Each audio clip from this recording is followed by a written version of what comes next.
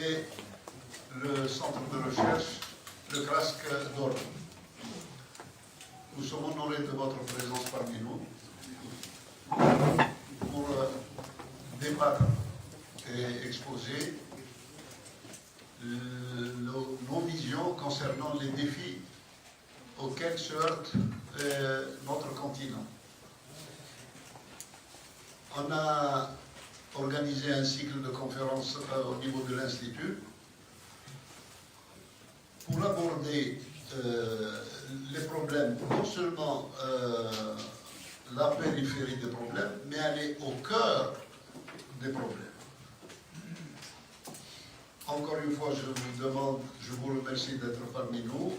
Nous sommes honorés de votre présence. Et à vous la parole, Monsieur Léon.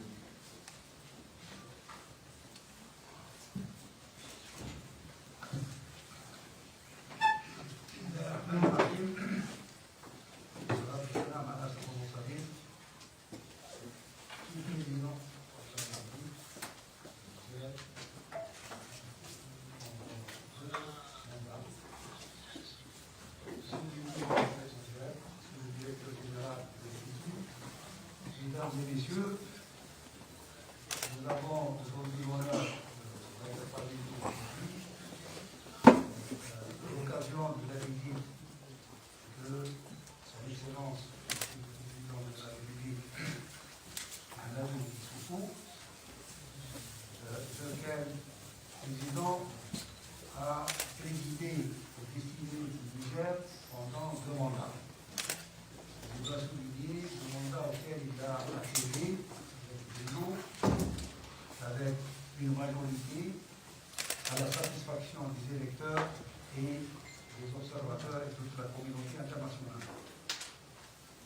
C'est un exemple dans notre continent africain de voir que la voie démocratique fait son chemin grâce à des hommes dévoués à leur pays, à leur cause, et qui savent transmettre le flambeau de manière pacifique, de manière aimable, de manière fraternelle, et en préservant le pays de tout risque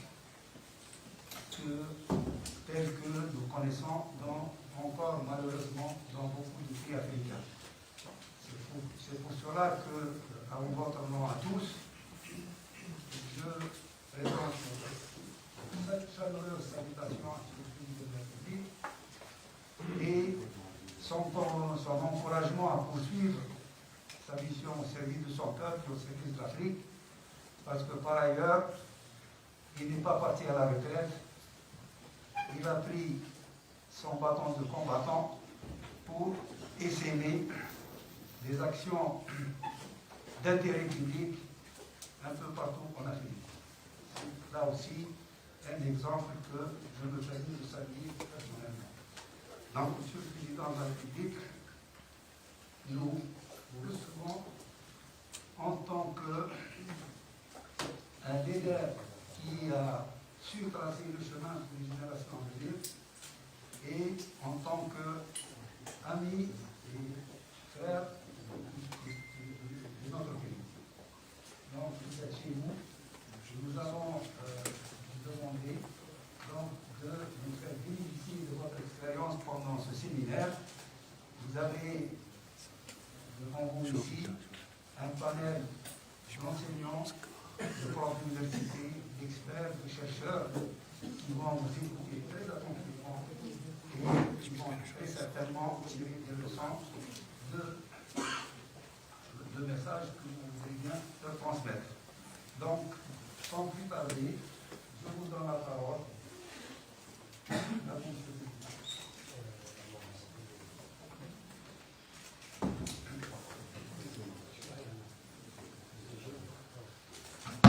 Bien, je vous remercie. Monsieur le ministre, Monsieur le directeur général de l'Institut national d'études de stratégie globale, Mesdames et Messieurs, Permettez-moi d'entrer de jeu de remercier le président Abdelmajid Tebboune et le gouvernement algérien pour avoir rendu possible ma présence ici, à l'Institut national d'études de stratégie globale, dont le prestige et la vocation de laboratoire d'idées, dépasse les frontières algériennes. Je me réjouis de l'occasion qui m'est offerte d'apprécier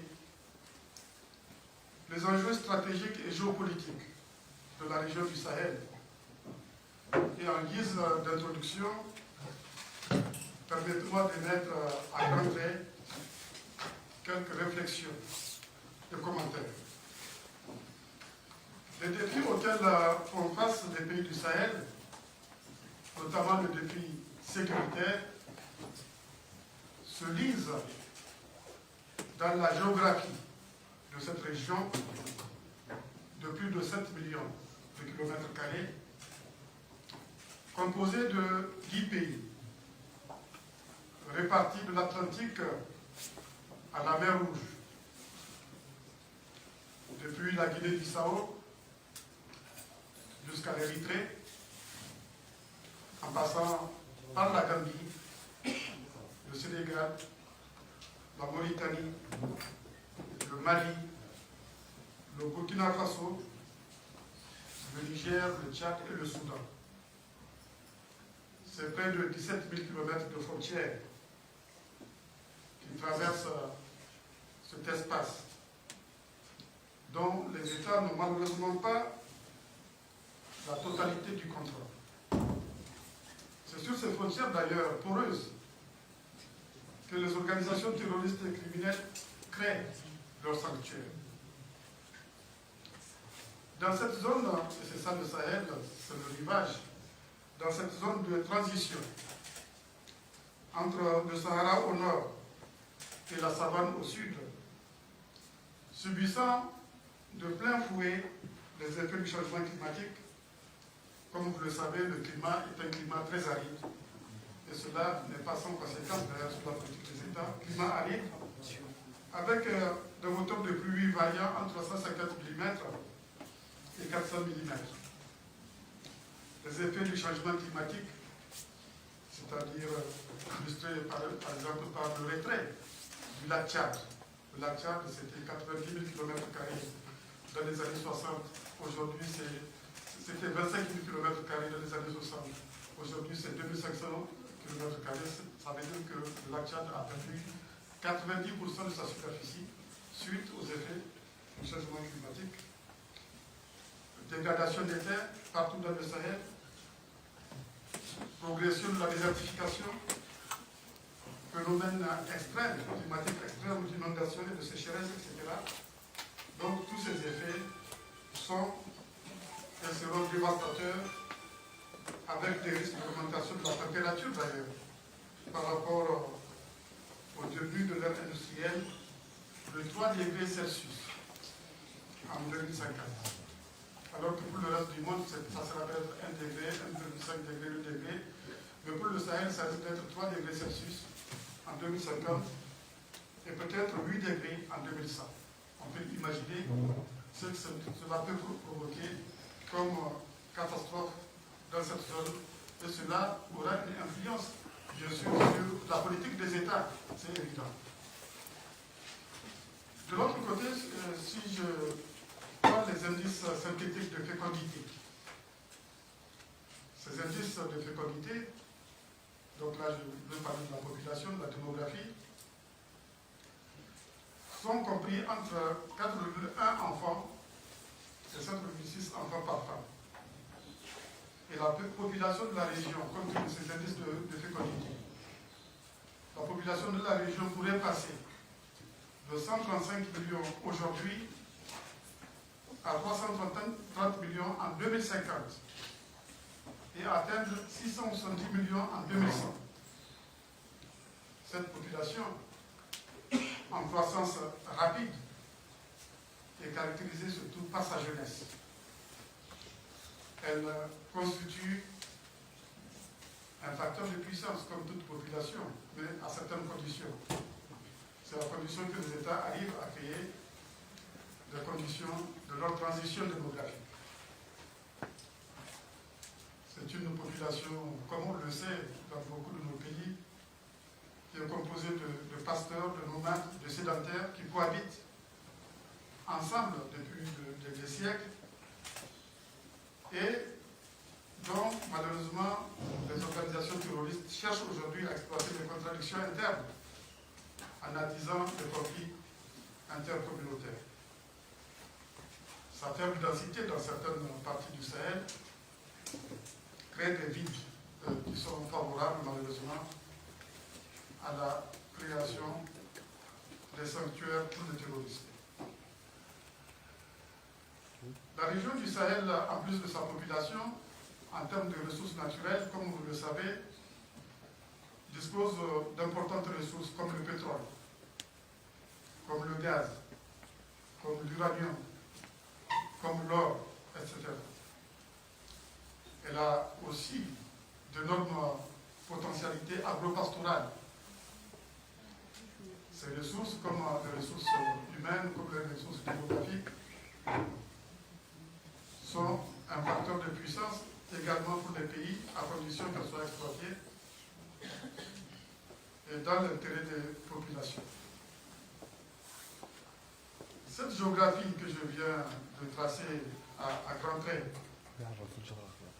a des conséquences, je l'ai dit, énormes dans tous les domaines de la vie des populations du Sahel.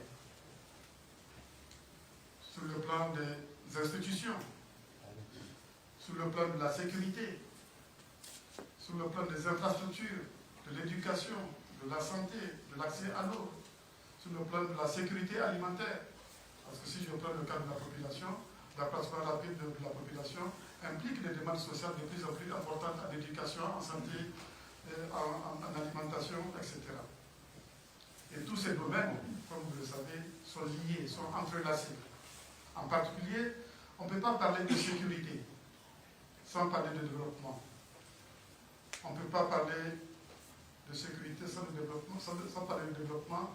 Cela est prouvé dans l'immense majorité des pays du Sahel. Alors, c'est pour cela que, sans toutefois verser dans la fatalité du déterminisme géographique, je peux dire que le Sahel a toujours, du fait de sa géographie, connu des épisodes récurrents d'instabilité. Mais la crise sécuritaire qu'il connaît aujourd'hui est d'une ampleur et d'une complexité jamais connue. Revendications identitaires, c'est le cas notamment au Mali, terrorisme, trafic de drogue, de cigarettes, d'armes, trafic humain, migration, etc. On assiste à la fois à une afghanisation et à des velléités de balkanisation du Sahel, comme l'illustre la crise malienne. Cette crise complexe frappe pour l'instant de manière inégale les pays du Sahel. Si la Guinée-Bissau, la Gambie, le Sénégal et même la Mauritanie sont relativement épargnés, le Mali, le Burkina Faso et le Niger, ainsi que le Tchad, sont malheureusement dans la tourmente. Permettez-moi d'insister sur le cas du Niger que je connais bien et que j'ai eu l'honneur de diriger pendant 2 mandats, de 2011 à 2021. Pour le cas du Niger, c'est surtout à partir de 2015 que notre pays fait face aux menaces terroristes et criminelles à la frontière notamment avec le Mali et le Burkina, où sévissent Al-Qaïda au Maghreb islamique, ainsi que l'État islamique. Ça, c'est d'une part. Et de l'autre, dans le bassin du lac Tchad, où Boko Haram et l'État islamique sèment la terreur. Notre riposte au Niger face à ces menaces a tenu compte bien sûr des données géographiques que j'ai rappelées, et c'est ainsi que nous nous sommes efforcés de construire des institutions démocratiques fortes et stables, y compris en réalisant, cela a été rappelé tout à l'heure, le 2 avril dernier, la première alternance démocratique de l'histoire de notre pays depuis son indépendance. Pour la première fois, en effet, un président démocratiquement élu passe le témoin à un autre président démocratiquement élu en donnant par la même occasion une leçon de modernité politique. Leçon de modernité politique parce que cette élection s'est déroulée et le président a été choisi parce qu'il porte des valeurs. Il n'a pas été choisi, il n'a pas été élu sur la base de considérations ethniques ou régionalistes ou communautaristes. Le président est arabe. Les Arabes, c'est 0,2% de la population du Niger, mais comme il porte des valeurs, la majorité des Nigériens a porté ses choix sur lui. Ça, c'est une leçon que le Niger donne au reste de l'Afrique, où les élections se font souvent sur la base de considérations tribales. Nous avons détribalisé, nous sommes en train de détribaliser la politique au Niger. Nous nous sommes donc efforcés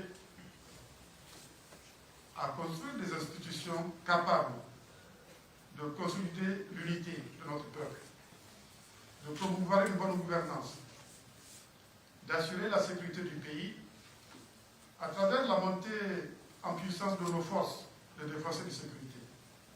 On a beaucoup recruté, on a doublé les effectifs de nos forces de défense et de sécurité, on les a formés, et d'ailleurs je peux dire que l'Algérie a contribué à cette formation, notamment des forces spéciales qui ont été formées et équipées, ce dont je voudrais remercier le gouvernement algérien, monsieur le ministre, et le président de la République, qui sont aux côtés du Niger et qui soutiennent le Niger dans la mise en place des forces de défense et de sécurité capables de contribuer à la sécurité du pays.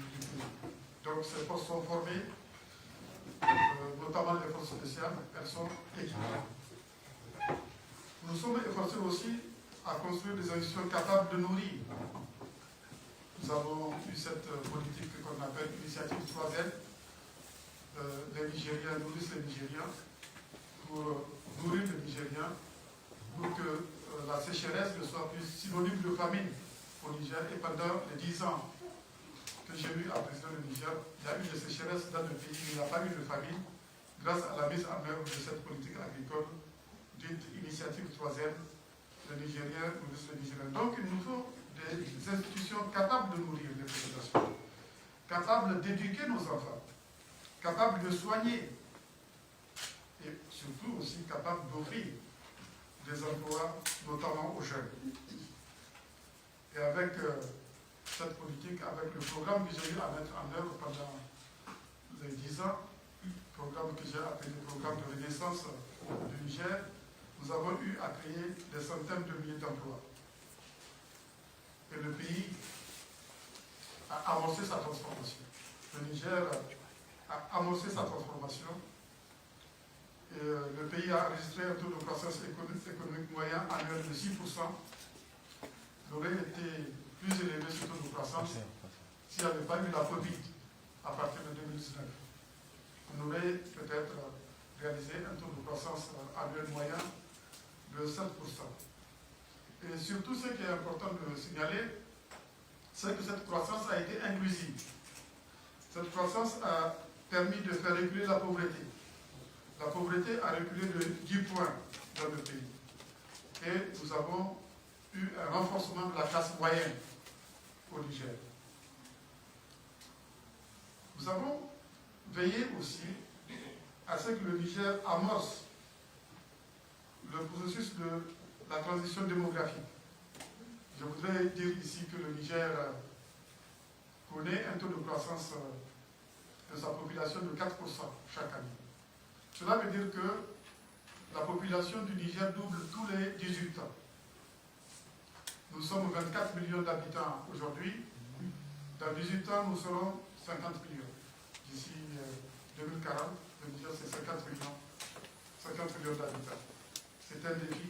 C'est un facteur de puissance, si on peut dire, la population. Mais à condition que ça ne dépasse pas certaines limites. Il faut donc créer les conditions de la transition démographique et s'assurer qu'on peut exploiter le dividende économique lié à cette croissance démographique. C'est ce que nous essayons de faire, en particulier dans le secteur de l'éducation. Nous mettons beaucoup d'efforts dans le cadre de la formation, de l'éducation des jeunes filles. C'est la réponse que nous avons trouvée pour créer, entre autres, les conditions de la transition démographique. C'est maintenir les jeunes filles à l'école le plus longtemps possible, au moins jusqu'à l'âge de 16 ans, 18 ans, afin d'éviter que les filles soient mariées de manière précoce, afin que les filles ne prennent pas des grossesses précoces qui alimentent la croissance démographique. Bien sûr, il y a aussi d'autres mesures que nous prenons dans le secteur de la santé pour aller vers les conditions de la transition démographique. Si j'ai donné l'exemple du Niger, c'est pour dire que nous avons eu une approche holistique. Tous les problèmes, nous sommes conscients de cela, sont liés. Sécurité, développement, éducation, santé, agriculture, tout est lié. On ne peut pas parler de développement sans parler de sécurité. On ne peut pas parler de sécurité sans parler de développement. Donc, toutes ces actions ont permis au Niger de mieux endiguer le terrorisme qu'ailleurs dans le Sahel. Nous sommes le pays qui résiste le mieux par rapport au Mali, par exemple, par rapport au Burkina. Et c'est grâce à ces mesures-là qu'on a mises en place que nous sommes arrivés à limiter les dégâts, si je peux prêter-moi l'expression, en comparaison avec les autres pays. Mais nous avons fait tout cela avec la pleine conscience que les menaces auxquelles notre pays fait face dépassent le cadre national du Niger, dépassent le territoire du Niger. Il s'agit en effet de menaces transnationales qui affectent toute la région du Sahel et au-delà.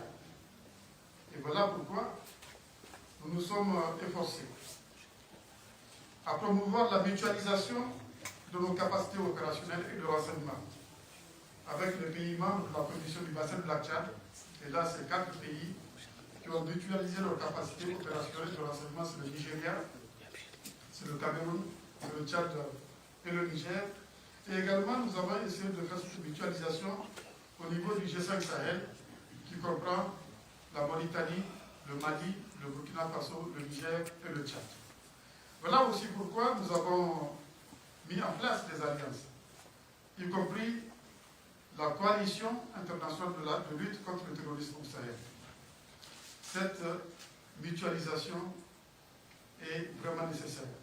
Et d'ailleurs, nous ne sommes pas un cas particulier, on l'a vu ailleurs dans le monde. Il a fallu mettre en place des coalitions pour faire face à la lutte contre le terrorisme. C'est le cas en Irak. Pour faire face à l'État islamique, il y a eu des coalitions. C'est le cas en Afghanistan, etc., etc. Donc cette mutualisation est nécessaire, mais elle est loin d'être suffisante. Parce que malheureusement, la situation sécuritaire continue à se dégrader. Il y a une métastase d'ailleurs de la menace plus au sud, dans l'espace CEDEAO, vers la Côte d'Ivoire, vers le Bénin, vers le Togo, etc. Ça, c'est un indicateur fort qui prouve qu'il faut trouver et mettre en place des solutions pour enrayer cette menace. Et je suis convaincu que si on laisse faire, si on laisse cette métastase de la menace se poursuivre, cela aura bien sûr des incidences très loin du Sahel, y compris au Maghreb, y compris en Europe. Donc ça ne sera pas que l'espace CEDEAO qui sera concerné, ça sera aussi l'Algérie, ça sera aussi le Maroc, ça sera aussi la Libye, ça sera également aussi la Tunisie. C'est tous tous les rivales de la Méditerranée, y compris vers l'Europe. C'est toutes ces zones-là qui seront concernées. Et donc, je voudrais insister sur le fait que le Maghreb et le Sahel, c'est important de le souligner, moi je considère qu'ils appartiennent au même espace géopolitique. Maghreb et Sahel, c'est le même espace géopolitique. Le Maghreb, notamment l'Algérie, je l'ai toujours dit, a un rôle important à jouer dans la stabilisation du Sahel. Du reste, c'est la crise libyenne d'ailleurs qui a déstabilisé le Sahel. La Libye sur le Maghreb. La crise libyenne a déstabilisé le Sahel et favorisé la montée en puissance des organisations terroristes et criminelles, non seulement dans le Sahel, mais aussi dans le bassin du lac Tchad. J'insiste pour dire que l'Algérie a un rôle important à jouer. Parce que l'Algérie, c'est quand même la première puissance militaire de l'Afrique, du continent. Je suppose que les informations sont bonnes. Et je suis sûr que les informations sont bonnes. L'Algérie, c'est notre première puissance militaire. Et l'Algérie a la capacité et l'expertise nécessaires pour contribuer à la stabilité du Sahel. Et c'est aussi son intérêt. Comme l'a prouvé d'ailleurs l'attaque du complexe gazier d'une menace. Donc l'Algérie a intérêt à ce que cette menace disparaisse de la zone du Sahel. Du reste, l'Algérie a été à l'avant-garde de la création des mécanismes de coopération et de dialogue au Sahel. Elle a été l'artisane des accords de paix entre certains gouvernements, comme celui du Niger ou du Mali, et les rébellions que ces pays ont connues. Elle a été tout récemment l'architecte des accords de paix dits d'Alger entre les organisations armées et le gouvernement malien. Elle fut à l'origine aussi de la mise en place en 2010 du groupe des pays du champ. Les pays du champ, c'était l'Algérie justement, la Mauritanie, le Mali et le Niger, c'est-à-dire les principaux pays concernés, avec maintenant le Burkina Faso, le Tchad et le Nigeria, donc les principaux concernés par la crise du Sahel. Il est nécessaire d'aller au-delà des initiatives comme le Centre africain d'études et de recherche sur le terrorisme, qui a été aussi mis en place à l'initiative d'Algérie, c'est le CAERT, le comité d'état-major opérationnel conjoint, c'est moi qui dois le siéger à Tamboura 7, ou de l'unité de fusion et de liaison qui s'occupe des questions de renseignement. Et à l'image de ce que nous faisons avec le Nigeria dans le bassin du lac Tchad, la lutte contre les organisations terroristes dans le bassin, dans le Sahel, nécessite le soutien de l'Algérie. Ce soutien est essentiel pour la recherche de la paix et de la stabilité dans la zone. Et l'implication de l'Algérie doit concerner tous les domaines, car la lutte contre le terrorisme et le crime organisé est certes militaire, mais elle est aussi idéologique, elle est aussi politique, elle est économique. Sur le plan idéologique, il est indispensable de contrer la propagande des organisations terroristes en diffusant les vraies valeurs de l'islam, religion de juste milieu, de tolérance, de solidarité, d'équité, de justice. Religion qui fait du respect de la vie humaine un droit fondamental. Sur le plan politique, j'ai fait allusion à ça quand j'ai parlé de l'expérience du Niger. Nous devons construire des institutions démocratiques fortes et stables, des institutions capables de promouvoir la bonne gouvernance politique et économique. Et je considère que construire des États, c'est le maillon décisif de toute la chaîne des défis. Si on n'a pas d'État fort, on arrivera difficilement à relever les autres défis. Le défi de la pauvreté, le défi du développement économique et social, le défi du changement climatique, etc. Sans État fort, démocratique certes, mais sans État fort, on ne pourra pas relever ces défis. Parce qu'un État qui n'est pas fort ne peut même pas lever l'impôt. C'est pour cela d'ailleurs qu'on constate dans beaucoup de nos pays, le taux de pression fiscale est faible. Par exemple, dans la plupart des pays de la CEDEAO, on a un taux de pression fiscale, recette sur PIB, largement inférieur à 20%. Ça, c'est un indicateur de la faiblesse des États. Les États ne sont même pas capables de mobiliser les ressources qui puissent leur permettre de faire face à leurs obligations, même régaliennes. Donc, la question des institutions est une question fondamentale, c'est une question décisive. Et c'est pour cela que nous, au Niger, on s'emploie depuis 10 ans à mettre en place un État fort, un État démocratique fort. Et je suis convaincu que c'est ça qu'il faut faire dans les autres pays également du Sahel, et au-delà du Sahel, au niveau de l'ensemble du continent. Ça, c'est l'aspect politique. Sur le plan économique, nous devons lutter contre la pauvreté et les inégalités. À long terme, c'est ça la réponse aux menaces terroristes. C'est ça la réponse aux organisations terroristes. Surtout que les pays du Sahel sont classés parmi les pays les plus pauvres du monde. La pauvreté et les inégalités constituent le terreau, c'est ce qu'on a l'habitude de dire, qui nourrit le terrorisme et le crime organisé. Et pour lutter contre ces deux fléaux, nous avons le devoir de promouvoir des politiques inclusives de développement économique et social. Inclusives pour les individus comme pour les communautés, sans distinction, pour éviter justement des problèmes comme ceux qu'on rencontre au Mali, où certaines régions, certaines communautés se sentent marginalisées. Il faut envisager un développement égal de l'ensemble du pays, de l'ensemble des régions.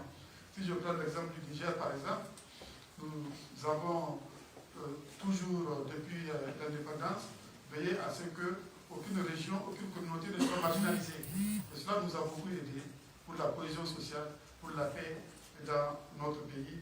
Et cela nous a facilité la lutte contre le terrorisme, contrairement à ce qui se passe dans des pays comme le Mali. Donc, l'exemple du Niger, où aucune communauté ou région n'est marginalisée, montre que cela est effectivement possible. Par ailleurs, quand je pense au lac Tchad, tout à l'heure je le disais, quand je pense à la réduction de sa superficie de 90%, passant de 25 000 km² dans les années 60 à 2500 km² aujourd'hui, quand je pense que c'est là une des conséquences du changement climatique, quand je pense que cela a entraîné la paupérisation des populations qui habitent son bassin, et quand je pense que cela a favorisé la naissance et le développement de Boko Haram, je trouve la preuve de la liaison qui existe entre changement climatique, pauvreté et terrorisme.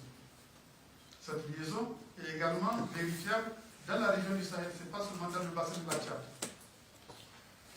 C'est pour dire que le développement doit être durable. C'est extrêmement important.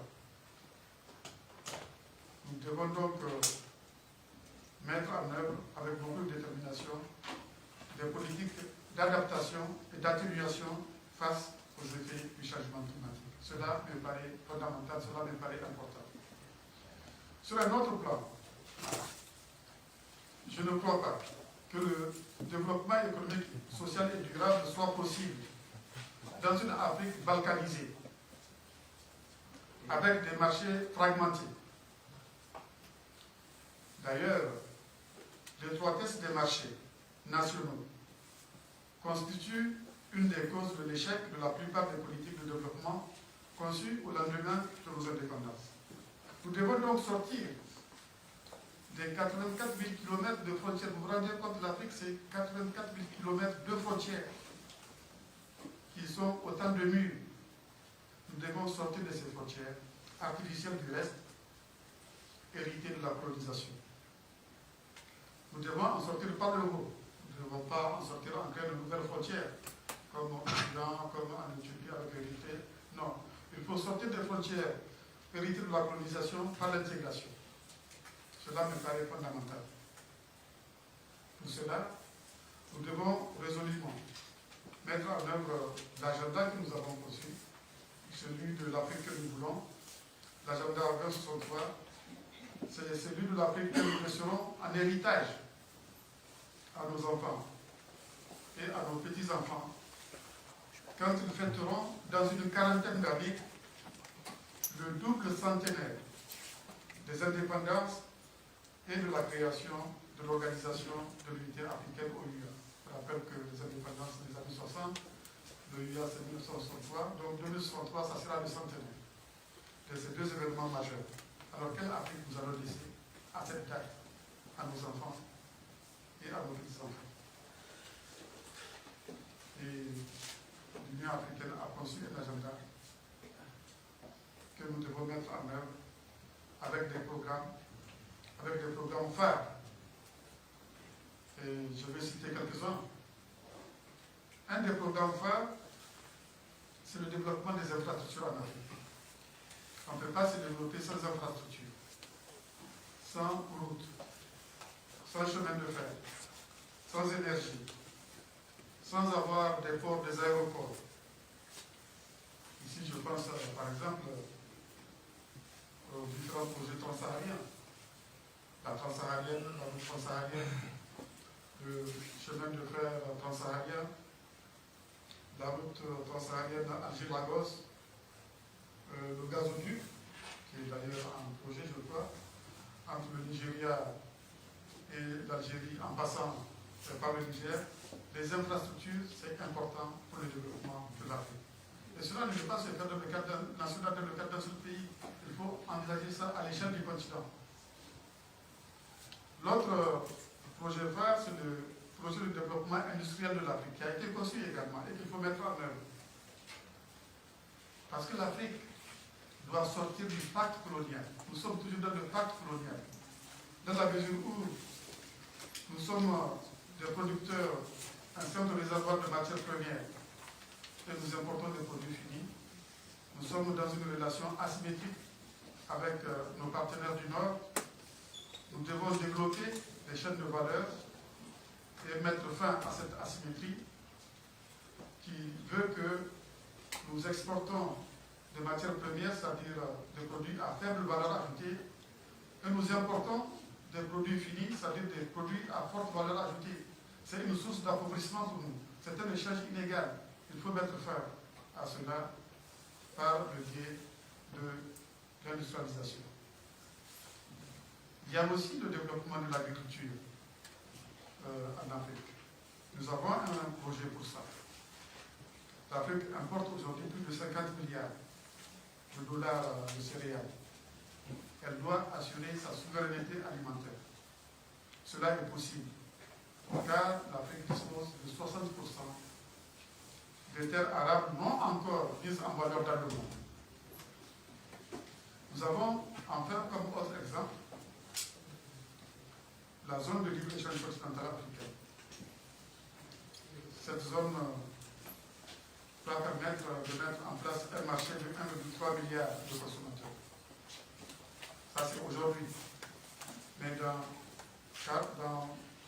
d'ici 2050, si on considère que la croissance de la population africaine, c'est 3% chaque année, d'ici 2050, nous serons 3 milliards d'Africains. Avec le même rythme de croissance, nous serons plus de 10 milliards en 2100. Donc il s'agit d'un vaste marché. Il s'agit d'un projet qui est d'ailleurs heureusement sous la bonne voie. En effet, l'accord portant sur le commerce des marchandises, sur le commerce des services et le règlement des différends est déjà signé et ratifié par une écrasante majorité des États du continent. Les négociations se poursuivent sur les investissements, sur la concurrence, sur la propriété intellectuelle et sur le commerce électronique. La mise en œuvre de cet accord permettra de booster le commerce intra-africain et contribuera à mettre fin à l'extraversion de notre économie. Et tous ces projets, si on arrivait à les mettre en œuvre, vont permettre de créer des millions d'emplois pour notre jeunesse. Aujourd'hui, il y a 20 à 25 millions de jeunes africains qui arrivent chaque année sur le marché du travail. Si on ne leur offre pas des emplois, ces jeunes vont chercher à migrer. Si on ne leur offre pas des emplois, ces jeunes vont être une proie facile pour le terrorisme ou bien pour le crime organisé. Alors que si on arrivait à mettre en œuvre tous ces projets et plans de l'agenda 2063, d'après les estimations qui ont été faites par certaines institutions comme la BAD, on peut créer 20 à 30 millions d'emplois chaque année. Donc nous sommes capables d'offrir ces emplois-là à notre jeunesse. L'agenda 2063 définit donc un espace géopolitique et géostratégique à la dimension de notre continent. Et je suis convaincu de la pertinence de cette approche globale. Les différentes régions, notamment le Sahel, doivent se mobiliser et aligner leur stratégie de sortie de crise sur cette vision. Cela est nécessaire. Mais encore une fois, cela n'est pas suffisant, car à côté des causes internes, les défis auxquels font face nos pays, notamment ceux du Sahel, ont des causes exogènes liées à la nature de la gouvernance politique et économique mondiale. Cette gouvernance est loin d'être démocratique. C'est pas au ministre de la famille. Cette gouvernance est loin d'être démocratique, comme l'illustre d'ailleurs le chaos libyen et le désastre irakien. Parce que si je prends le cas de la Libye, moi j'étais président d'un pays frontalier avec la Libye, mais la décision de la communauté internationale d'intervenir en Libye a été prise sans nous consulter. Moi j'ai appris ça à la radio. C'est quelle gouvernance ça? Voilà, ils sont intervenus, ils ont cassé le pays, ils ont cassé l'État, ils ont sémé le chaos. Et cela a créé les conditions de la prolifération des armes dans nos pays. Cela a renforcé le terrorisme. Cela a renforcé le crime organisé. Je peux dire la même chose pour l'Irak. Si l'État n'avait pas été détruit, il n'y aurait jamais eu la naissance de l'État islamique, qui aujourd'hui est dans le Sahel, qui aujourd'hui est dans le bassin de la Tchad. Donc, voilà des décisions qui sont prises à New York et qui ont des répercussions sur la situation sécuritaire dans le pays. Donc, cette gouvernance, il faut la changer.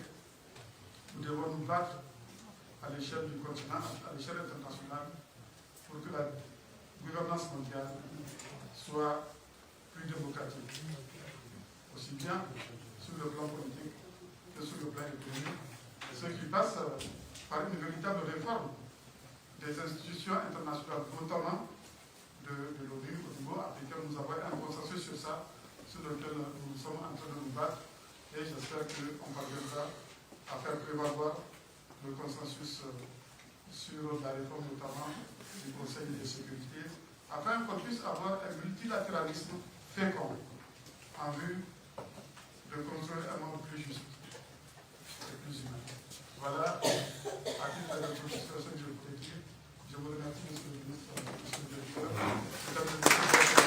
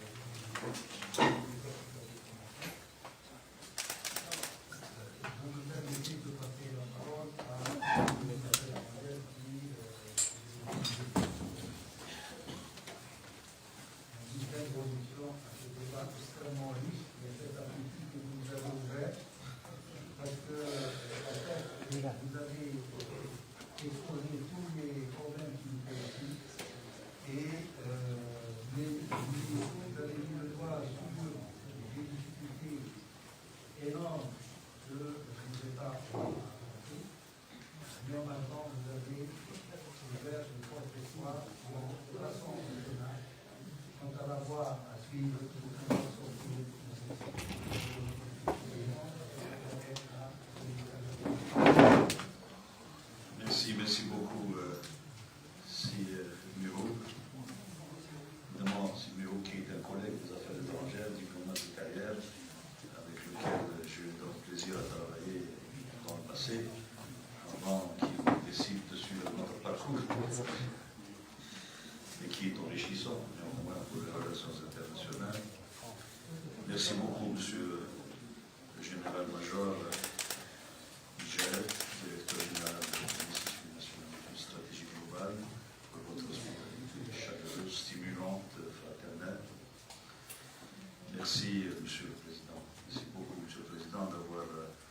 accepté de passer une partie de votre temps à Alger avec un groupe éminent d'intellectuels, de cadres supérieurs de la nation, de chercheurs, de membres du corps académique, particulièrement intéressés par les thématiques que vous avez abordées.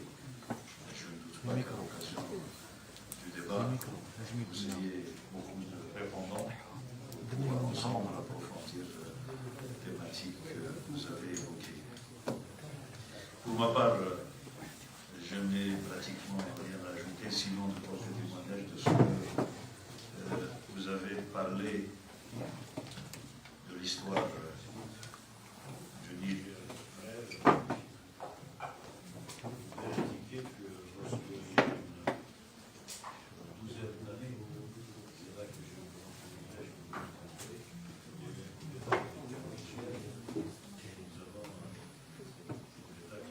Le colonel Tanja. Et nous avons eu le privilège de venir à Niamey au nom de la communauté internationale, 2 Algériens et un Ghanéen, Saïd Djinit, représentant des Nations Unies en Afrique de l'Ouest, moi-même commissaire paix et sécurité africaine, et Mohamed Ben Chambas, secrétaire exécutif de la CEDEAO. Nous avons été reçus d'abord dans une grande caserne par les auteurs du coup d'État, et ensuite par la classe politique dont vous étiez le dirigeant éminent et qui exprimait avec beaucoup de clarté, qui portait le projet démocratique avec beaucoup d'engagement et de clarté. Et à vos côtés d'ailleurs, déjà à l'époque, votre dauphin, Mohamed Bazoum, qui devait également participer dans la campagne politique et ensuite siéger à vos côtés au gouvernement pendant 10 années, 2 mandats successifs durant lesquels vous avez été à la tête de l'État nigérien. Je me souviens en particulier du fait, comme c'est un peu d'actualité, au moment où dans certains espaces proches de nous, la transition ne se décide pas et fait l'objet de difficultés de conception et de conduite. Au Niger, l'opposition s'était rapidement unie sur l'exigence d'un retour à l'ordre constitutionnel, celui dont vous avez été privé pratiquement depuis l'indépendance, puisqu'il y a eu une succession de coups d'État militaires. Et curieusement, paradoxalement, les militaires étaient pressés de rentrer dans leur caserne. C'est ainsi que cette transition n'a duré qu'une petite année. Et nous avons eu des élections démocratiques qui vous ont porté le pouvoir haut la main. C'est dire qu'il y a une source d'inspiration pour l'actualité, notamment au Mali, dans ce qu'a été l'histoire du Niger. Vous avez également fait référence au fait que dans beaucoup de pays africains, et même au-delà,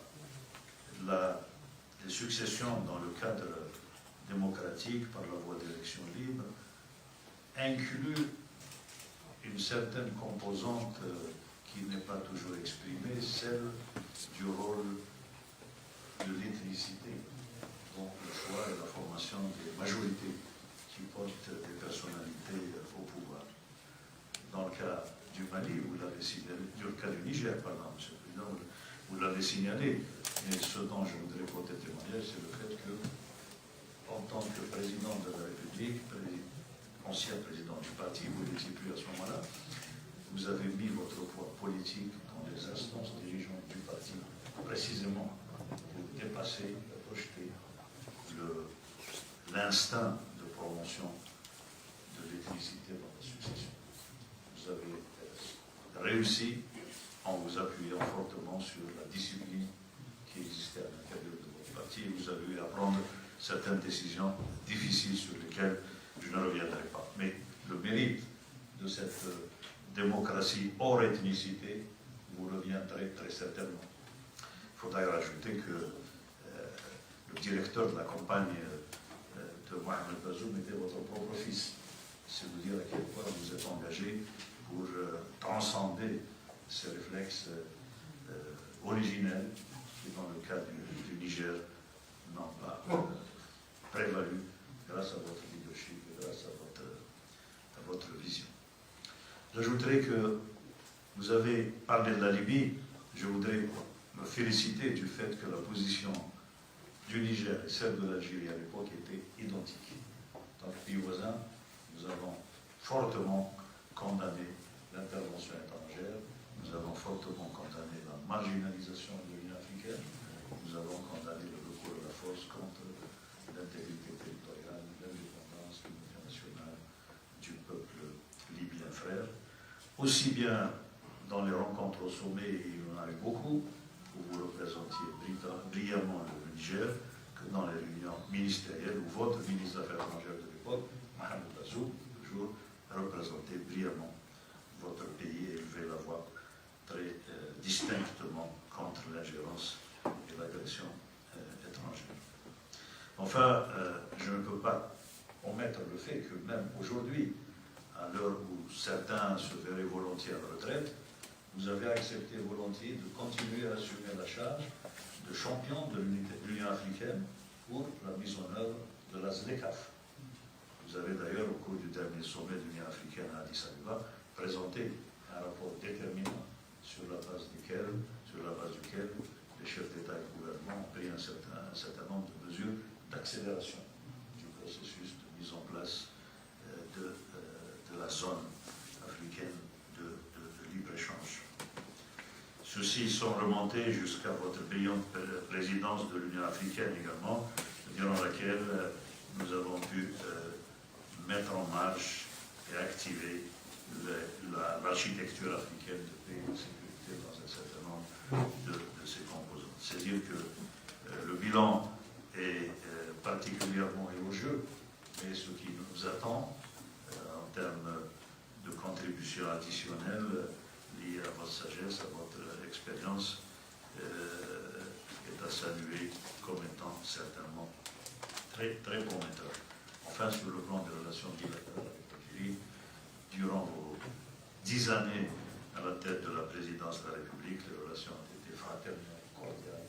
Le bon voisinage a prévalu entre nous et ce bon voisinage, fort heureusement, continue aujourd'hui aussi. Je me réjouis que votre propre visite vienne après celle effectuée en Algérie par le président Mohamed Bazoum, avec lequel nous nous retrouvons pour assumer la continuité de votre œuvre dans les relations bilatérales comme à l'échelle de l'action africaine. Merci beaucoup, M. le Président.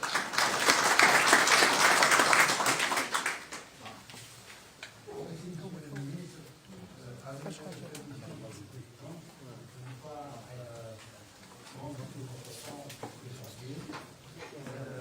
Je voudrais passer la parole aux chercheurs, enseignants, professeurs d'université, nous aient leur impression sur les enjeux qui nous préoccupent. Et donc, à ce titre, je voudrais demander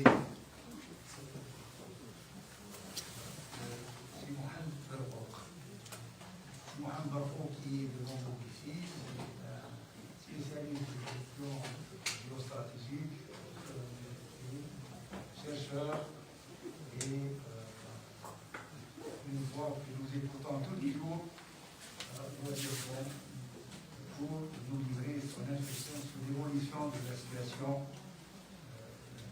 concernant les enjeux qui nous préoccupent. Si Barfouk sont plus tardés, je voudrais vous donner le mot.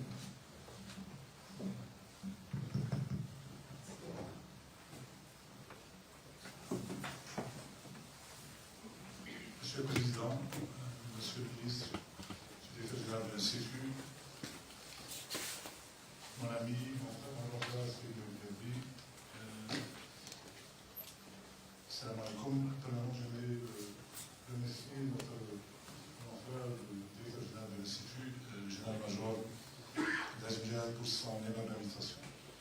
J'ai préparé plutôt ma conférence en langage, j'ai essayé de la faire en française, pour faciliter un débat autour des deux, disons, de cette présentation. nation qui serait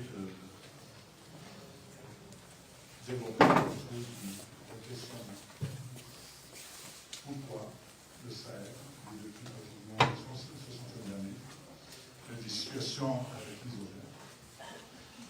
Et pour y répondre, j'essaie de développer mon intervention essentiellement à travers une lecture méthodologique de géosécurité. Sur 3 axes essentiels. Le premier axe étant les dynamiques isogènes structurelles.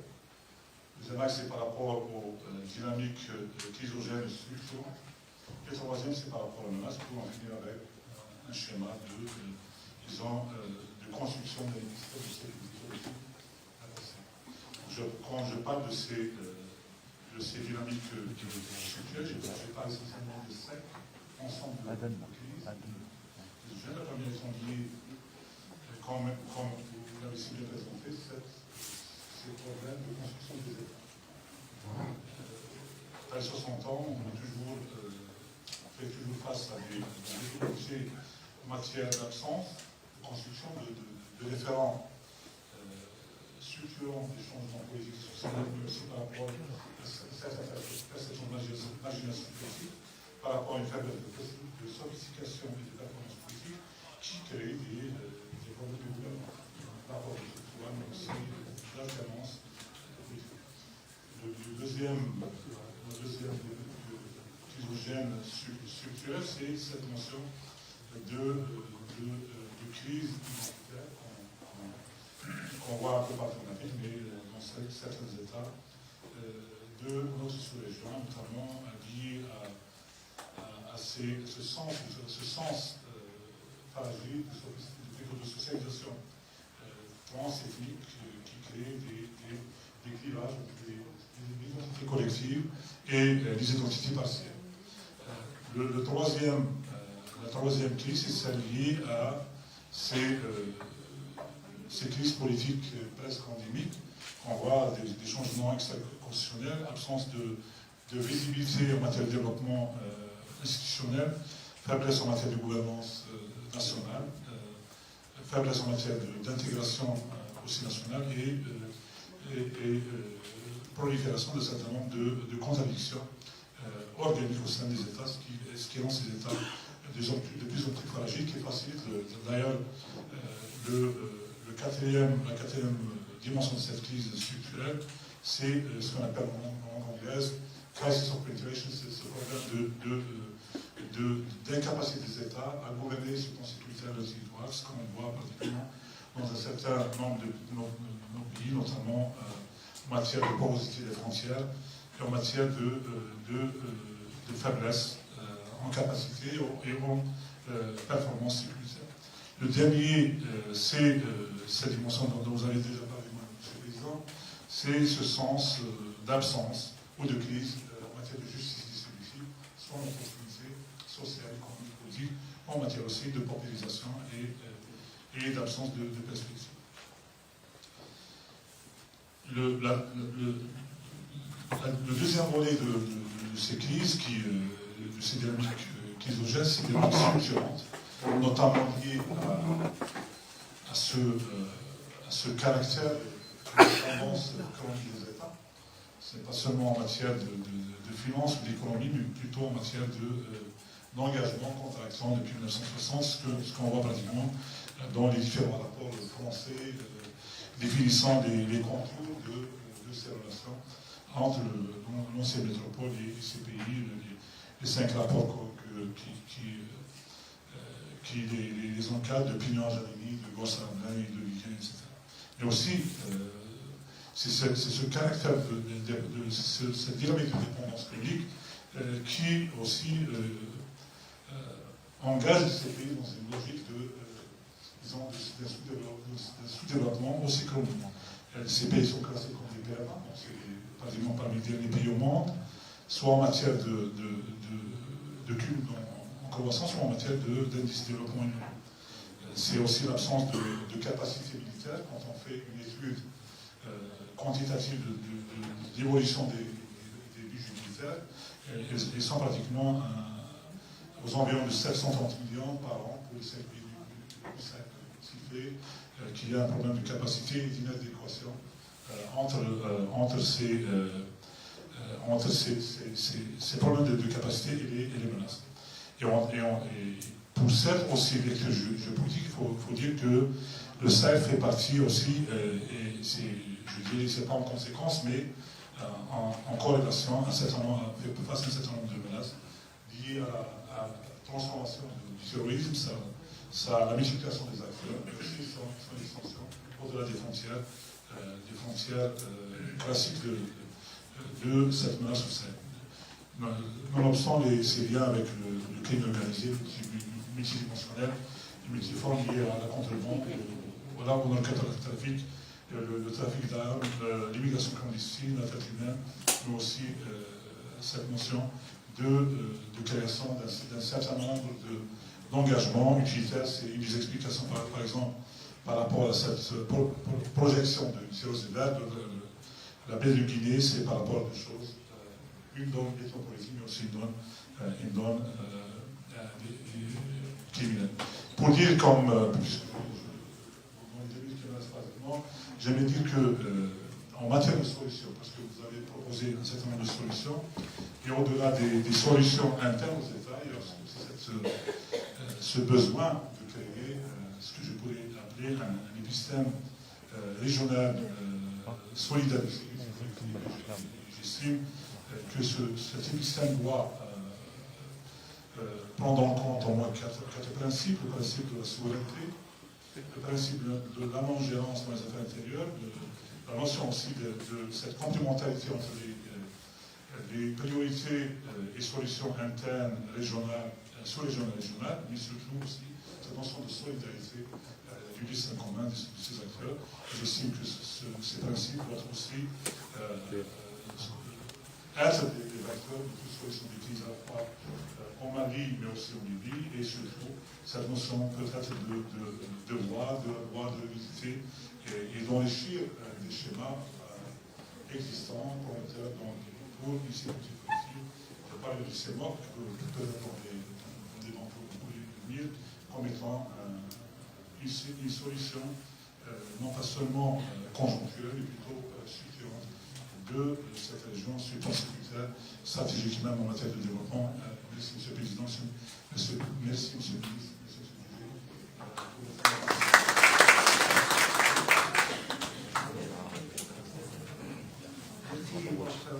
Pour la concision de votre exposé et pour le temps que vous avez donné. Je donne la parole à M. Boumediene Bouzid. M. Boumediene Bouzid, qui est secrétaire général du Conseil supérieur islamique et qui va faire des organes de la religion.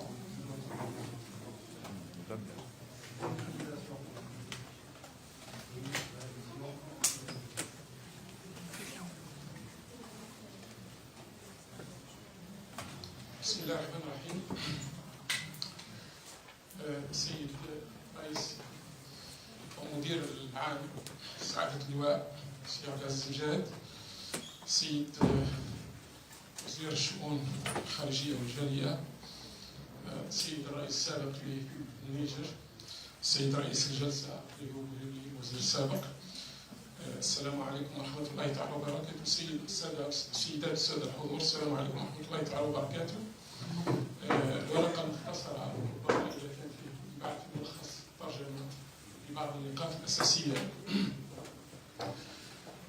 سأتحدث عن لب المشكلات الأساسية في الساحل الإفريقي، وهي القضية الدينية، ولكن لا أتعرض لها من الناحية التاريخية، ولكن ما هو متوقع مستقبلا. أولا، نحن ضحية في التحليل السياسي والديني لإفريقيا ضحية المقاربات الغربية، وبالخصوص المقاربة الأمريكية في الحل المسألة الأمنية التي لم تحل في إفريقيا. ولذلك عندما نتعرض إلى التيارات الدينية أو الحركات الحلفية المتطرفة من القاعدة وداعش والإرهاب، نتعرض لها بخلفية إعلامية غربية غير مدركة للشأن التطرفي الديني في إفريقيا. مثلا كيف نفهم تحول بعض حركة أنصار الدين مثلا التي رأسها أياد آغا غالي من طوارق الذي كان يساريا ثم أصبح سلفيا جهاديا. هذا التحول في الكيانات الدينية الإفريقية مشهد مقلق ومشهد يدل على أن الظاهرة الدينية سوف تكون هي المنبع الأساسي للعملية العنفية في المستقبل. طبعا زي إلى هشاشة السلطة كما أشار محاضرة غياب الحوكمة، غياب الديمقراطية، الانقلابات التي وصلت في إفريقيا من 1960 إلى اليوم إلى 200 انقلاب، 4 انقلابات في كل سنة. هذا طبعا كل هذه العوامل زائد الصراع الأجنبي الروسي الأمريكي على التركي، كلها لها نفوذ داخل إفريقيا، ولكن يقع اللعب دائما على المسألة الدينية في أن تكون هي الطريقة إما للجانب الإثني عندما يستند إليها للحصول على مكاسب، وهنا علاقة الجانب الديني بالجانب العرقي كيف يلعب دور في إفريقيا.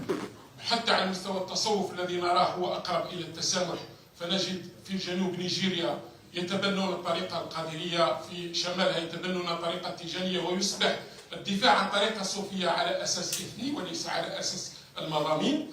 ومن هنا نقول أن المشهد الديني، التنظيمات التي عرفناها، تنظيم بوكو حرام نيجيريا، القاعدة في الغرب الإسلامي شمال الصحراء الكبرى، حركة أنصار الدين السلفية الجهادية والسلفية الجهادية في مالي، حركة التوحيد والجهاد والمرابطون في غرب إفريقيا، هذه الكيانات الدينية المتطرفة الإرهابية. ننسى أيضا هناك فواعل جديدة في تحريك العملية الدينية، مثلا مسألة التشييع التي تنتشر بأطراف معينة خارجية في بعض مدن السنغال، في نيجيريا، في الكاميرون.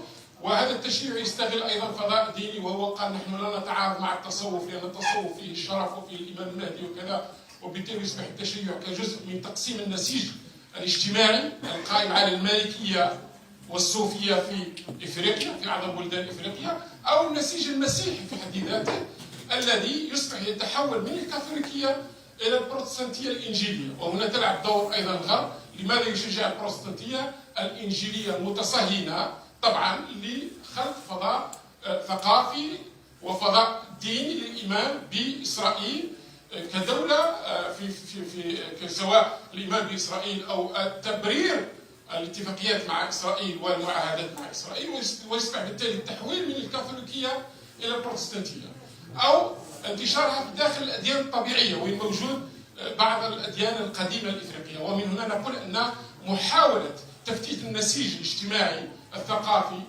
وعلى مستوى الهوية على مستوى إفريقيا لا يتعلق فقط بالسلفية الجهادية، يتعلق أيضا بعملية التشييع، يتعلق أيضا بعملية التبشير المسيحي الذي تقوم به الكنيسة الأنجيلية المتصهينة، يتعلق أيضا بحركات إخوانية. ربما نحن ليست لنا مشكلة مع حركة الإخوان، ولكن كانت هي في السابق الفضاء الأول في الستينات، في السبعينات والثمانينات كانت هي الفضاء الأول.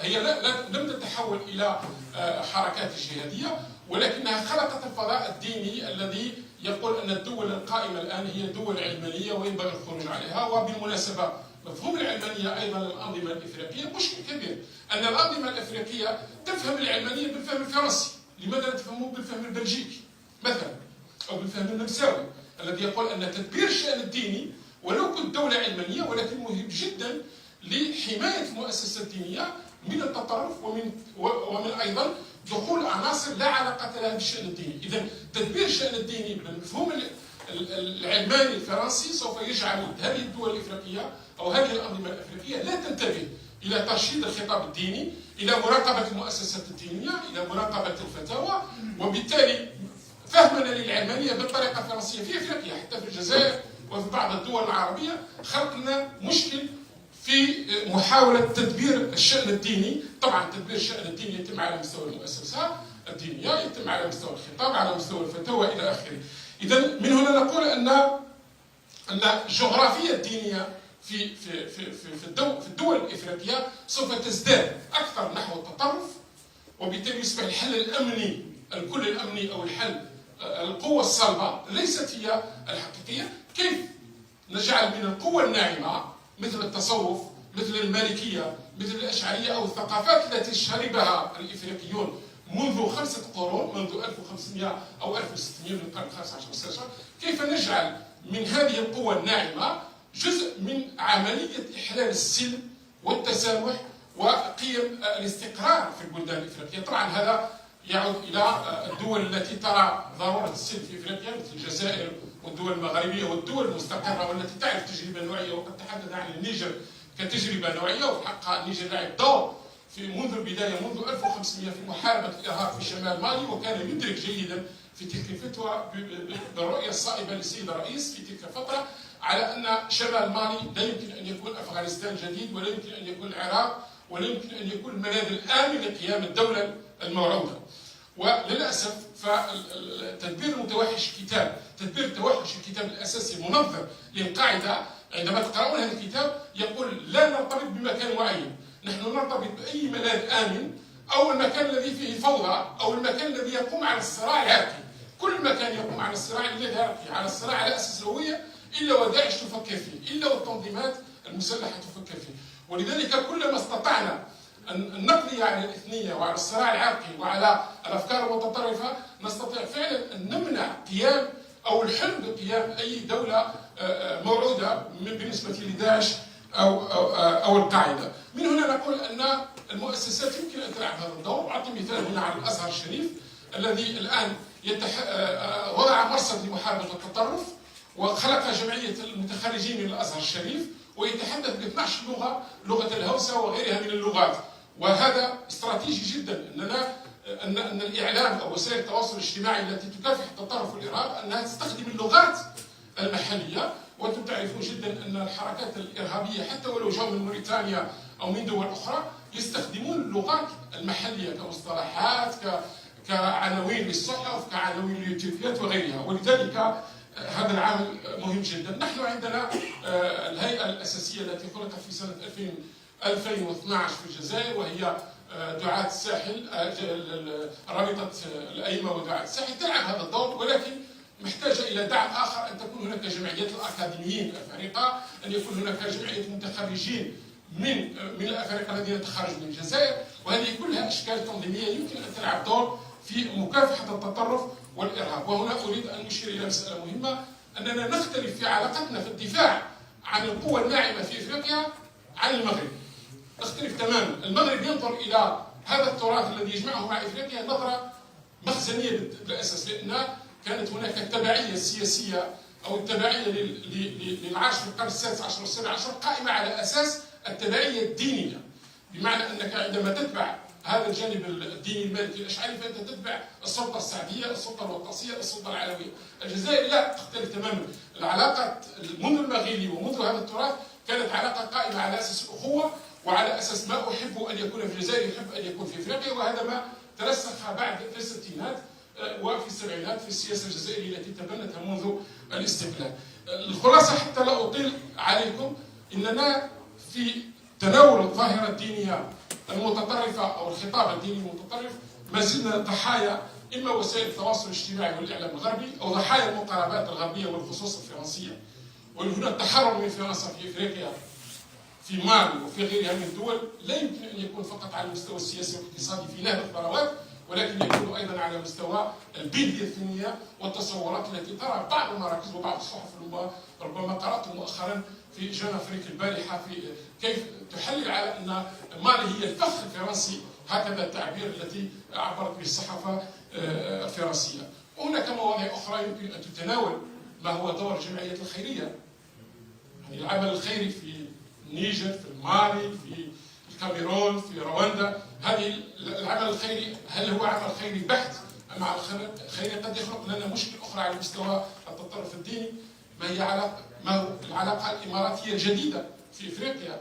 صحيح تبقى هناك علاقات اقتصادية وهناك علاقات حتى بيع الأسلحة الخفيفة، ولكن تدخل دول أخرى من الخليج العربي في المنطقة إذا كان في صالح إفريقيا فهو شيء جميل، ولكن إذا كان في كأذرع لهيمنة غربية على المستوى الاقتصادي، على الفكري، فذلك هو الذي نخاف منه في مستقبل افريقيا. وشكرا، والسلام عليكم ورحمه الله. شكرا دكتور. الكلمة إلى السيد صالح مصطفى. صالح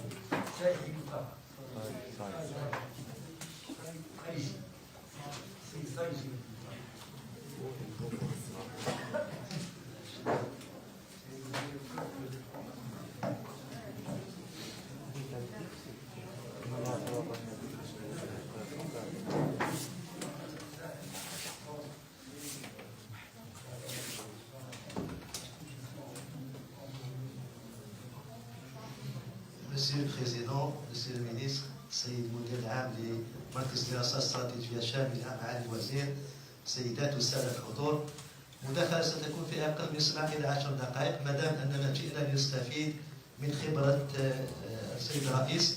Votre expérience de la transition démocratique en Niger pour les politologues en Algérie, c'est une expérience qui peut s'exprimer pour d'autres pays en Afrique. Mon intervention en arabe, التنافس الروسي la rivalité, التنافس الروسي الفرنسي في منطقة الساحل. Donc انطلاقا من الإدراك الفرنسي، التنافس ليس قراءة جيوسياسية بقدر ما هي قراءة في الإدراك الفرنسي، كيف يتصور الفرنسيين لطبيعة التنافس مع روسيا. دونك خديت مصطلح سميته روسوفوبيا. الروسوفوبيا هي الخوف من روسيا. تقريبا إذا انطلقت من تحليل الخطابات الرئاسية للسيد ماكرون، خطابات وزير الخارجية إيف لو دريون، وخطابات الإعلام الفرنسي. دونك لا كونيتيف دي ديسيدور فرونسي كيف يتصورون هذا التواجد الروسي بالنسبة إليهم. دونك هنا بالنسبة إلى هذا التفسير يمكن إرجاعه إلى مجموعة من النقاط. أولا انهيار القيم الفرنسية في لا زون دانفلونس تراديسيونال في منطقة غرب إفريقيا بصفة عامة أو الساحل، وهذا راجع بالأساس إلى التكلفة لو كو استراتيجيك دو لانترفونسيون فرونسي في الساحل. دونك هنا بالنسبة إليها التراجع القيمة أو المكانة الفرنسية في منطقة الساحل هي ترجع بالأساس إلى التكلفة الاستراتيجية لتقريبا 8 أو 9 سنوات الماضية. وهنا بالمناسبة العسكريين الخبراء العسكريين الفرنسيين يقولون منذ 1962 لم تتدخل فرنسا في عملية خارجية إلا في هذا الإطار، بمعنى هذا ما يجعلها أكثر خسارة على مستوى التكلفة. دونك بالنسبة إلى التكلفة دائما لوكو لا ننظر إليه على المستوى المادي، وإنما على كل المستويات. كيف نقيس التكلفة؟ أولا عندما نقيس التكلفة بالنسبة إلى الفرنسيين سي لامبورطونس دو سون رول دون لافريك. لا فرنسا بالنسبة إلى الكثير من الإفريقيين خصوصا النخبة الصاعدة هي فرنسا بتلك الكليشي نيجاتيف، الكليشيات السلبية. وهنا بالمناسبة الفرنسيين يعودون إلى تلك الكليشيات. ساركوزي عندما زار داكار في 2007 قال بأن الإفريقيين لم يدخلوا التاريخ بعد، وهذا بالنسبة إلينا صدمة حضارية وثقافية التي كيف يتصورها الفرنسيين بالنسبة إلينا. دونك الجانب الآخر وهو انطلاقا من التكلفة الاستراتيجية على مستوى المكانة، نتكلم على المستوى المادي. الفرنسيين يقولون كيف ندفع مليار أورو سنويا في عمليات عسكرية في الخارج بينما نتائجها للأسف متصاعدة جدا. ذهبنا باسم محاربة الإرهاب عندما ننظر تقارير الأمم المتحدة بين 2016 entre 2016 et 2019 4000 victimes de terrorisme en 3 pays, le Niger, le Mali et le Burkina Faso. Donc إذا كان ذهبنا بكل تلك العمليات لمحاربة الإرهاب، وهنا أشير إلى تقريبا الآن انتقال على المستوى الصخب المجتمعي في الداخل. وهنا حتى بالنسبة للليكسيك جورناليستيك بالنسبة إلى الفرنسيين وحتى الخطابات اللي للأسف حتى في إفريقيا نأخذوها، لو تريونغل فرونتاليير، لو تريونغل المثلث الحدودي. عندما رجعت وهنا بالمناسبة بعد أسبوع سألقي مداخلة انترفونسيون مع الماليين فيما يتعلق بنموذج مهم في التعاون l'intégration économique frontalière entre le Niger, le Mali et le Burkina Faso. Donc, أعود إلى هذا النموذج لبتاكو غورما. لبتاكو غورما c'est un modèle de développement الذي يمكن أن يقدم تحدي للتواجد الفرنسي ذاته. الفرنسيين جاوا en 2019 بسربان après avec le Barkhane le résultat est négatif à toutes les مستويات على كل المستويات. دونك هنا بالنسبة إلى نموذج لبتاكو غورما هي نموذج للتعاون التنموي بثلاث دول وخذاو فيها ما يسمى لوتوريتي دو لا ريجيون دو غورما وهي أن تتعاون بوركينا فاسو والنيجر ومالي عن طريق التنمية واستغلال الموارد المنجمية لأن الإرهاب ليس فقط أن يستفيد من الملاذات الآمنة والفارغة كما قال زميلي بومدين قبل قليل وإنما يستفيد للأسف من المناجم. وهنا إذا حسبنا خريطة الجماعات الإرهابية فهي موجودة أين يوجد الذهب أين يوجد اليورانيوم وأين يوجد البترول وهذه الخرائط واضحة إذا كانت حطينا لاكارت جغرافي. دونك بالنسبة إلى الخطاب الرئاسي والدبلوماسي الفرنسي هنا le ministre des Affaires étrangères Yves Le Drian interview à Dimanche le journal de Dimanche كان واضح جدا عندما قال بأن روسيا أتت إلى مالي بعد إفريقيا الوسطى لاستغلال المناجم مقابل الأمن. دونك في هذا الإطار الذي يقلق الفرنسيين هو محاكاة السيناريو دو لافريك سنترال. لافريك سنترال ماذا حدث؟ أن هناك حقيقة نوع من الدعم المجتمعي للنظام القائم لكن في نفس الوقت هو تواجد روسي عن طريق اتفاقيات عسكرية لكن التركيز الفرنسي بشكل أساسي هو على ظاهرة فاغنر أو ما نسميه في الدراسات الأمنية بخصخصة الحروب لا بريفاتيزاسيون ديغار وأصبحت فاغنر أحد الموجودين في المنطقة. إذا لا أطيل كثيرا أنا قلت بأنني أحاول أن أستفيد من السيد الرئيس في تجربته الديمقراطية 10 سنوات. كنت كثيرا ما أحلل في الإذاعة الدولية لأول مرة في النيجر كما أشار معالي وزير الخارجية أن يكون انتقال سلمي للسلطة بين رئيس ورئيس لم يتم تعديل الدساتير كما في كثير من الحالات حتى يبقى الرئيس للسلطة وبالتالي النيجر تشكل حالة في الساحل نموذج لبناء الحكم الراشد وانتقال مؤسساتي وبالتالي لا أطيل كثيرا لأن الأوراق متعثرة وضعتها بالعربية صعبا علي أن أترجمها باللغة الفرنسية كنت أحتاج على الأقل أن يكون مترجمين الذين يحسنون اللغة العربية.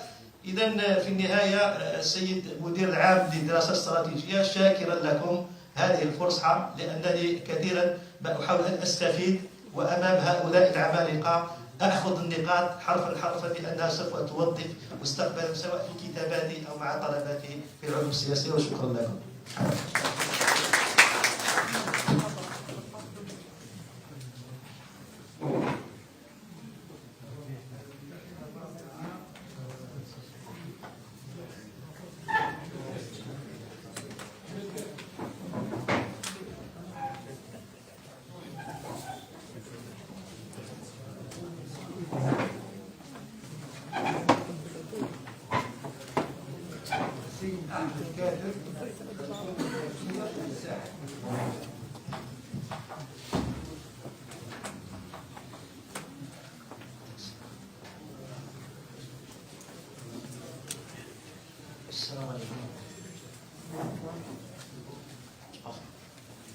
Monsieur le Président, Monsieur le Ministre, Monsieur le Secrétaire Général de l'INASC, Monsieur le modérateur, j'avais préparé mon intervention en langue arabe, mais je vais basculer directement en langue française. Donc, j'avais intitulé mon intervention pour la Smart Power au Sahel, construire un discours médiatique souverain. Depuis l'Antiquité, depuis l'Église de Massinissa, qui avait proclamé l'Afrique aux Africains, jusqu'au martyr congolais Patrice Lumumba, qui avait dit « L'Afrique écrira sa propre histoire, et elle sera au nord et au sud du Sahara, une histoire de gloire et de dignité », la même problématique se pose à nous. Quand les Africains pourront-ils construire un discours médiatique leur permettant de contrer, de déconstruire et de dépasser le discours médiatique occidental véhiculé par les médias mainstream? Le problème, lorsqu'on parle de l'Afrique, on est pratiquement dans l'afro-pessimisme. René Dumont avait écrit un livre en 1962, L'Afrique noire est mal partie. En 2007, Nicolas Sarkozy, à partir de Dakar, avait dit « L'homme africain n'est pas encore entré dans l'histoire ». Donc on est toujours dans une certaine logique, dans certains stéréotypes qu'on retrouve toujours dans les médias occidentaux, français particulièrement, parce que ça concerne la zone du Sahel, la zone qui nous intéresse proprement parler. On remarque la teneur des discours, la construction du discours, comment elle est faite, comment elle est véhiculée, donc comment elle est présentée pour impacter l'opinion publique. Quels sont justement ces présupposés de ce discours pessimiste? On a d'abord la supériorité de l'homme blanc sur l'homme africain, qui prédomine toujours. On a également l'européocentrisme qui revient avec la même logique historique et anthropologique qui remonte à l'ère coloniale. On a l'impérialisme et le néocolonialisme. L'exemple frappant, c'est toujours la France-Afrique. Monsieur le Président avait parlé de pacte colonial et de la nécessité de sortir de ce pacte colonial, de ces relations asymétriques et de cet échange inégal. Malheureusement, lorsqu'on parle d'échange inégal, on peut penser également à la théorie de la dépendance, donc le centre de la périphérie qui reste toujours connecté au centre du centre. Donc on est toujours dans cette même logique chez certaines élites africaines malheureusement, et ces stéréotypes qui sont véhiculés et qui montrent que l'Afrique noire, entre guillemets, sous-entend et veut dire pauvreté, famine, guerre civile, pandémie, terrorisme, migration clandestine, etc. On est toujours dans cette logique, on pourra dire, d'orientalisme permanent, de cette vision qui est jetée sur l'Afrique, cette Afrique qui ne pourra pas se développer. Mais ce discours ambiant ne dit pas que l'Afrique est un réservoir humain. Monsieur le Président l'a souligné, en 2050, nous serons pratiquement 3 milliards d'habitants. Qui dit 3 milliards d'habitants dit une écrasante majorité de jeunes. Ça veut dire une main-d'œuvre extraordinaire et formidable. Ça veut dire un réservoir qui pourra participer au rajeunissement de la vieille Europe. Et on en parle actuellement en France. On parle du grand remplacement de ces théories fumeuses qui sous-entendent que les Africains, que les musulmans, que les Arabes sont en train d'envahir, mais on oublie que c'est une main-d'œuvre, que c'est une force de travail et que c'est également de la matière grise. L'Afrique, c'est également des richesses extraordinaires, gaz, pétrole, uranium, or, mais c'est également des minerais rares, donc, qui pourront faire de l'Afrique la clé de la 4e révolution industrielle. Il faut cependant gagner un défi. Le défi nouveau, c'est le défi du numérique. Selon Internet World Stats de 2020, les chiffres de 2020, on est 39% d'Africains à être connectés à Internet. Mais ce qu'il faut relever, c'est entre 2010 et 2020, le nombre d'abonnés à Internet a augmenté de 5 millions à 500 millions de personnes, ce qui est extraordinaire. Ça veut dire qu'il y a changement d'habitude, ça veut dire qu'il y a changement de paradigme, on a l'émergence d'un espace public nouveau, davantage lié à l'idée de société civile virtuelle, nouveau concept donc. On a ces populations africaines, ces peuples africains qui sont impactés plus que jamais par cette révolution numérique et qui changent également leur mode de consommation de l'information. L'information devient donc instantanée, elle devient interactive, et lorsqu'on dit interaction, instantanéité, etc., on dit impact plus fort, surtout lorsqu'on utilise le triptyque, la trilogie d'Aristote, le grand philosophe grec, ethos, pathos et logos, qui façonne le discours médiatique. Comment, donc pour faire vite, comment construire justement ce discours médiatique africain souverain? Il faudrait déconstruire le discours dominant basé sur l'européocentrisme et l'afro-pessimisme. Il faut créer également des liens entre les sociétés civiles africaines. M. Boumediene Bouzid avait parlé justement de cette richesse.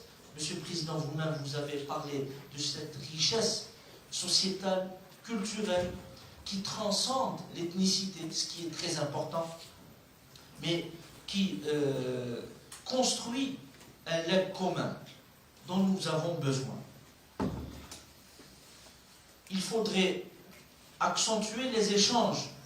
Au niveau africain, nous avons l'URTNA. L'URTNA, c'est le pendant de l'Eurovision, de l'ASBU, etc.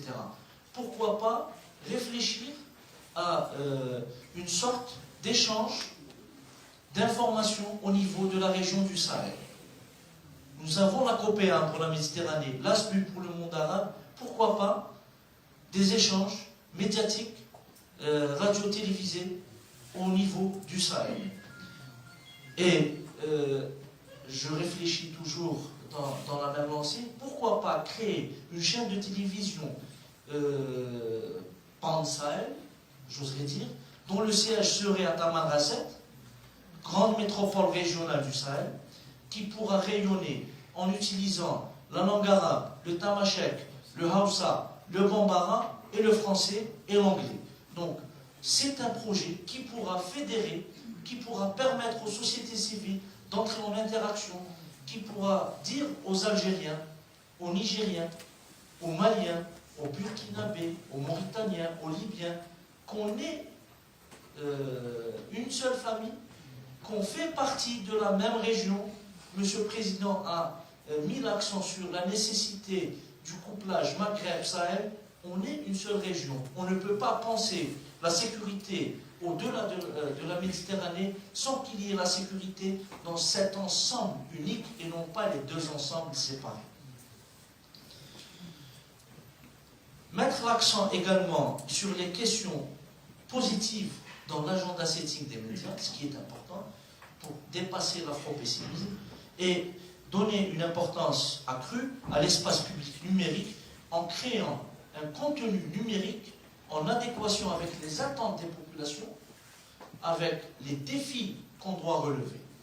Donc, en créant notre propre contenu, on ne permettra pas à autrui d'occuper notre espace public, virtuel, et donc impacter nos sociétés. Enfin, raffermir la coopération universitaire, professionnelle, en jetant les bases de formation dans les métiers du journalisme. L'Algérie a les capacités, elle a les moyens, elle a l'expertise. On peut globalement réfléchir à cette même vision. Donc, ça pourra nous donner l'élan de ce Smart Power. Donc, unifier la vision, les efforts, créer un bloc historique qui permettra de pousser cette dynamique de rapprochement et de dialogue entre les élites gouvernantes nationales et entre elles et ces populations, et pourquoi pas également tendre la main à certaines puissances non coloniales.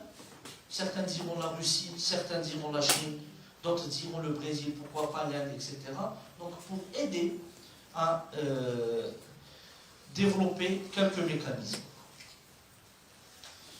Pourquoi pas créer, et je termine, Monsieur le Président, Monsieur le modérateur, pourquoi pas créer des normes africaines, créer nos propres normes pour ne pas être impactée par les normes d'autrui. L'Union africaine, à travers ses États, peut devenir une puissance normative. Cette ambition existe. Monsieur le Président a parlé de l'agenda 2063. Donc créer ces normes, vulgariser, populariser ces normes pour permettre aux Africains de croire en l'Afrique.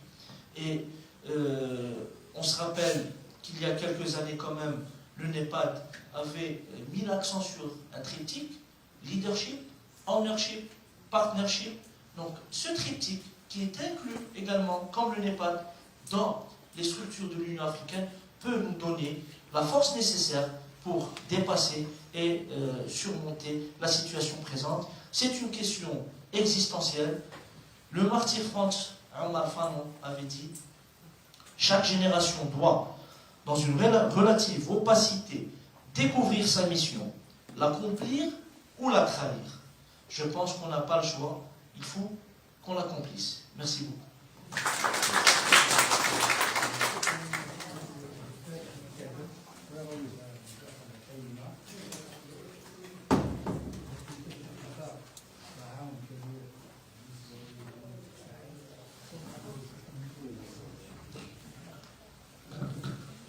شكرا أستاذ أحمد كاتب على هذه المداخلة القيمة والتفاؤلية لأنها ستفتح آفاق كبيرة بالنسبة للتعاون الساحل الأفريقي. والآن كملنا كل المداخلات avec notre commission du président, les 4 exposés que j'ai fait. On va donner la parole à Roland. Peut-être il y a certains qui ont des commentaires à faire ou des questions à poser auxquelles chacun